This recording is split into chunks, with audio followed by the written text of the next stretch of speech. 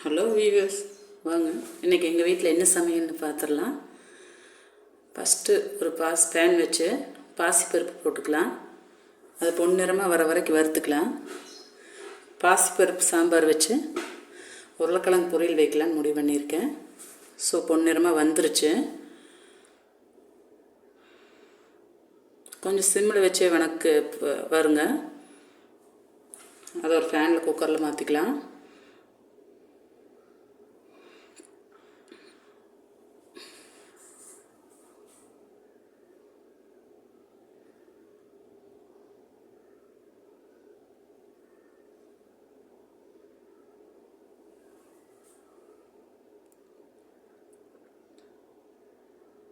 குக்கரில் மாற்றிட்டு 2 தடவை கழிஞ்சு 2 சொம்பு தண்ணி ஊற்றி எடுத்துகிட்டு வந்துருக்குறேன்.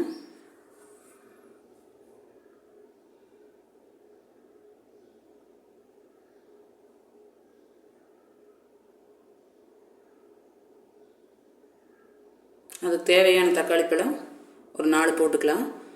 நான் ஒரு 1/4 கிலோ பாசிப்பருப்பு எடுத்துருக்கேன். 5 பேர்த்துக்குங்க. 1/4 ஸ்பூன் மஞ்சத்தூள் போட்டுக்கலாம். மஞ்சத்தூள் அதிகமாக போடாதீங்க. இப்போ குக்கர் மூடி போட்டு மூடிடலாம். ஒரு விசில் போதும். பாசிப்பருப்புக்கு அதிகமாக விசில் விடாதீங்க, ஒரு விசில் போதும்.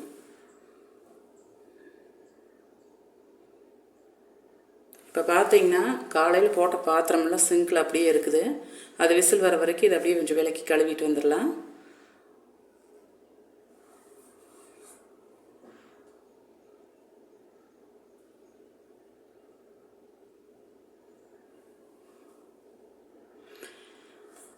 இந்த சேனல் பிடிச்சிருந்தா லைக் பண்ணுங்கள், ஷேர் பண்ணுங்கள், சப்ஸ்கிரைப் பண்ணுங்கள். என்னை நல்ல மோட்டிவேஷன் பண்ணுங்கள். நான் இன்னும் நிறையா வீடியோ கொடுக்குறேன். இன்றைக்கி தான் ஃபஸ்ட்டு எங்கள் வீட்டு மனம்னு போட்டிருக்கேன். இனி தொடர்ந்து நான் வீடியோ கொடுக்குறேன். என்னை மோட்டிவேஷன் பண்ணுங்கள். மெயினாக சப்ஸ்கிரைப் பண்ணுங்கள். அப்போ தான் நான் மெயினாக லைவ் வர முடியும். அப்போ வேணால் முகத்தை காமிக்கிறேன். இப்போ பார்த்தீங்கன்னா விளக்கிட்டுருக்கேன்.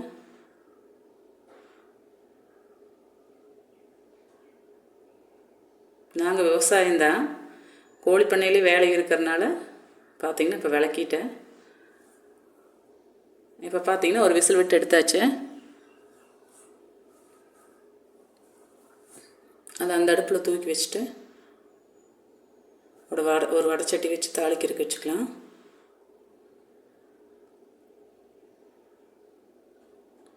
ஃபஸ்ட்டு தேவையான அளவு எண்ணெய் ஊற்றிக்கலாம்.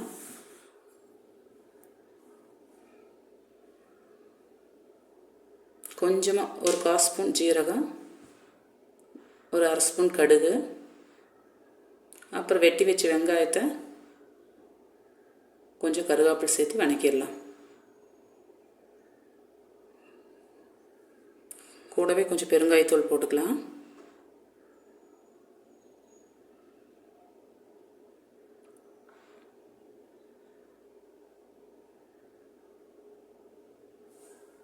கொஞ்சம் பெருங்காயத்தூள் போட்டுக்கலாம். கொஞ்சம் வெங்காயம் செவக்க வணங்கிக்கலாம்.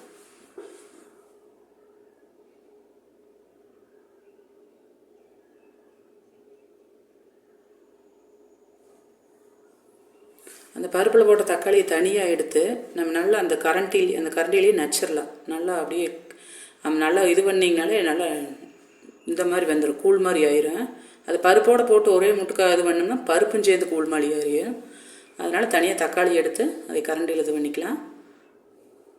கத்திரிக்காய் பாசிப்பருப்புக்குள்ளே ஓடுறதுக்கு சாம்பாருக்கு கத்திரிக்காய் ஒரு 4 எடுத்து அரிஞ்சு வச்சுருக்கேன். அதை இப்போ இந்த வெங்காயத்தில் சேர்த்துக்கலாம்.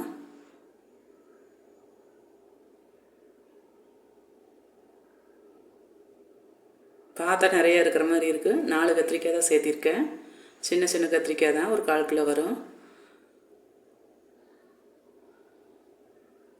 நான் ஒரு 5 பேர்த்துக்கு சாப்பாடு ஆகிற 2 நேரம் சமைக்கிறதுனால கொஞ்சம் சேர்த்தி செஞ்சுருப்பேன்.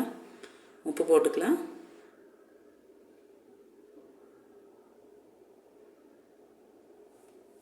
அது ஒரு வணக்கி விட்டுட்டு பருப்பு எடுத்து இந்த அடுப்பில் வச்சு அதை எடுத்து ஊற்றிக்கலாம்.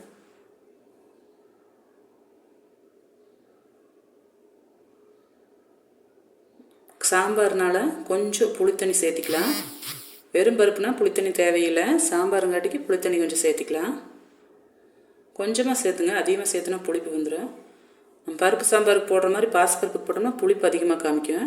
அந்த தக்காளியும் எடுத்து வச்சுருக்குறோம்ல, அதை கூழ் மாதிரி பண்ணி இதை ஊற்றிக்கலாம். வேணுங்கிற அளவு தண்ணி ஊற்றிக்கலாம்.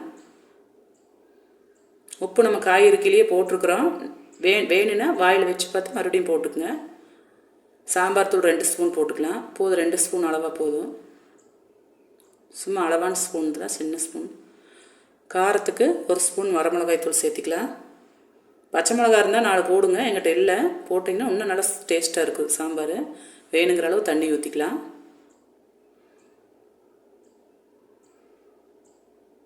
தண்ணி ஊற்றி நல்லா கலக்கி விட்டு பாருங்க, இந்த பக்குவம் இருந்தால் போதும். கொஞ்சம் தண்ணி மாதிரி இருந்தால் தான் இது நல்லாயிருக்கும். கெட்டியாக இருந்தால் அவ்வளோவா நல்லா இருக்காது. இப்போ இதை அந்த அடுப்பில் மாற்றிக்கிட்டு இங்கே வாங்க, ஒரு உருளைக்கிழங்கு பொரியல் செஞ்சிடலாம்.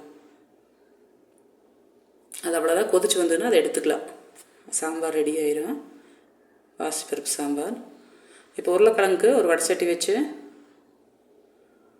தேவையான அளவு எண்ணெய் ஊற்றிக்கலாம்.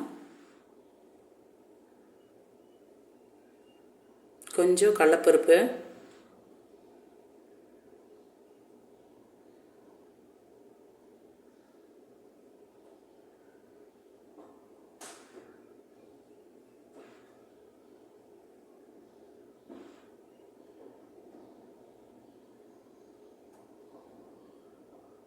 கொஞ்சம் கடலைப்பருப்பு 1 ஸ்பூன் 2 ஸ்பூன் போட்டுக்கலாம். சின்ன ஸ்பூன் தான். கொஞ்சம் கடுகு 1 ஸ்பூன் போட்டுக்கலாம்.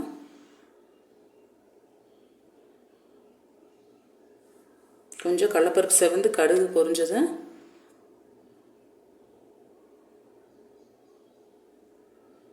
ஒரு வெங்காயம், பெரிய வெங்காயம் எடுத்து பொடி பொடியாக அரிஞ்சு வச்சுருக்கேன். கருவேப்பிலை வெங்காயம் போட்டு தாளிச்சு விட்டுக்கலாம்.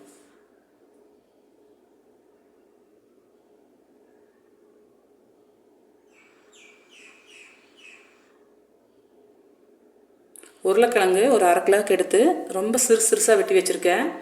எங்கள் வீட்டில் இப்படி வெட்டி வச்சு அதை இப்படி சாப்பிட்டா, இப்படி பொடி பொடியாக அரிஞ்சால் தான் ரொம்ப பிடிக்கும். என் பொண்ணுக்கு ரொம்ப பிடிக்கும். அதனால் சிறுசாக வெட்டி வச்சுருக்கேன். ஒரு 1/2 கிலோ உருளைக்கிழங்கு தான். அதுக்கு சிறுசாக வெட்டி வைக்க அப்படி இருக்குது. ஒரு 1/4 டீஸ்பூன் மஞ்சள் போட்டுக்கலாம். தனி வரமிளகாய் தூள் 1 ஸ்பூன் போடுறேன். கொஞ்சம் லைட்டாக கிரேவி டேஸ்ட்டுக்காக சாம்பார் தூள் ஒரு 3/4 ஸ்பூன் போடுறேன். சின்ன ஸ்பூன் தான். உப்பு போடுற தேவையான அளவு.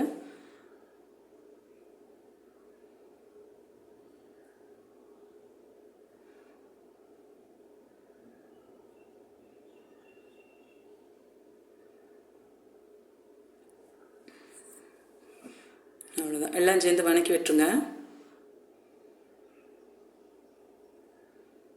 வதக்கி விட்டு தண்ணி நிறைய ஊற்ற வேண்டாம். லேசாக தெளித்து மட்டும் விடுங்க. இல்லைன்னா சிம்மில் வச்சிங்கன்னா தண்ணியே தேவையில்லை. அதுலேயே உருளைக்கிழங்கு வதக்கும். நார்மலாக உருளைக்கிழங்கு லேசாக தண்ணி விடும். உங்களுக்கு கொஞ்சம் நல்லா நெகுன்னு வேகணும் அப்படின்னு சொன்னால் கொஞ்சம் லைட்டாக தண்ணி தெளித்து மட்டும் ஊற்றுக்குங்க. நிறைய தண்ணி விட்டுறாதீங்க. அவ்வளோதான். அவ்வளோதான் தண்ணி. சும்மா ஒரு அரை டம்ளர் கூட இருக்காது.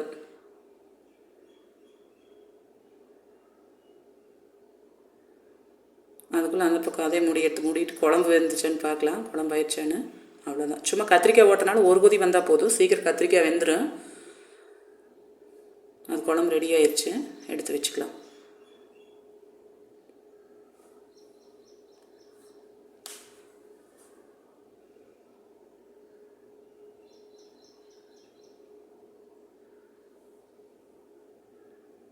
அவ்வளோதான். குழம்பு எடுத்து வச்சாச்சு. எல்லாம் கரெக்டாக இருக்குது. இப்போ ஒரு 5 நிமிஷம் போதும். மீறினா ஒரு 7 நிமிஷம் விட்டு காய் எடுத்து பார்க்கலாம். இடையில வேணால் எடுத்து கிளறவில்லை, இல்லைன்னா தேவையில்லை. சிம்மில் வச்சுருந்தீங்கன்னா அது வேண்டியதில்லை. காய் கிளறி விட்டிங்கன்னா காய் ரெடி ஆயிரும். அவ்வளோதான், ரெடி ஆயிடுச்சு. இன்றைக்கி ரொம்ப சிம்பிளான எங்கள் வீட்டு மெனு போட்டிருக்கேன். ஒரு சாம்பார், ஒரு பொரியல், தயிர், சாப்பாடு. ரசம் எங்கள் வீட்டில் அவ்வளோவா ஊற்றிக்க மாட்டாங்க.